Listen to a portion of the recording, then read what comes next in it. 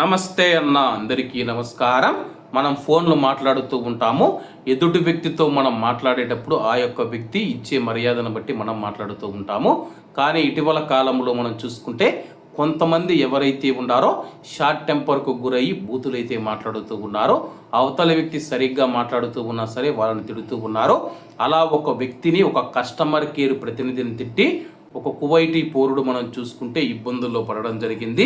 వివరాల్లోకి వెళితే ఆఫర్లు ఉన్నాయని చెప్పేసి ఒక కస్టమర్ కేర్ ప్రతినిధి మనం చూసుకుంటే ఒక కువైటీ మహిళకైతే ఫోన్ చేయడం జరిగింది. అలాగే ఆమెతో మర్యాదపూర్వకంగా మాట్లాడడం జరిగింది. అలాగే మాట్లాడిన తర్వాత ఇంకా కాల్ పెట్టేసి సమయంలో చూసుకుంటే మీరు విలువైన సమయాన్ని మాకు ఇచ్చినందుకు ధన్యవాదాలని చెప్పి అతను ఫోన్ పెట్టేటప్పుడు అకస్మాత్తుగా మనం చూసుకుంటే ఆ యొక్క కువైటీ మహిళ యొక్క భర్త అకస్మాత్తుగా ఫోన్ తీసుకొని ఆ యొక్క ఉద్యోగిని అవమానించడం, ఎలా పడితే అలా తిట్టడం, అతనైతే నోటికొచ్చిన బూతులైతే తిట్టడం జరిగింది. దీంతో కస్టమర్ కేర్ ప్రతినిధి మనం చూసుకుంటే ఆల్ షామియా పోలీస్ స్టేషన్లో అయితే కేసు పెట్టడం జరిగింది. ఇలా ఒక కస్టమర్ నన్ను తిట్టాడని చెప్పేసి, నన్ను అవమానకరంగా మాట్లాడాడని చెప్పేసి. దీంతో పోలీసులు మనం చూసుకుంటే ఆ యొక్క కువైటీ మహిళకు ఫోన్ చేయడం జరిగింది. ఆమె స్వచ్ఛందంగా విచారణకు వచ్చింది.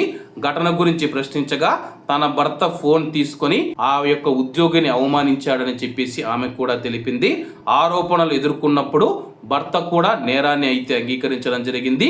ప్రస్తుతం దీనికి సంబంధించి విచారణ జరుగుతూ ఉంది. ఆ యొక్క కువైటీ పౌరుడు మనం చూసుకుంటే అతను నా భార్యను అవమానించాడని చెప్పి ఆరోపణలు చేస్తూ ఉన్నారు. పోలీసులు కేసు నమోదు చేసుకుని దర్యాప్తు చేస్తూ ఉన్నారు. కాబట్టి అందరూ బాగుండాలి, అందులో మనం ఉండాలి. అందరికీ నమస్తే అన్న, జై హింద్.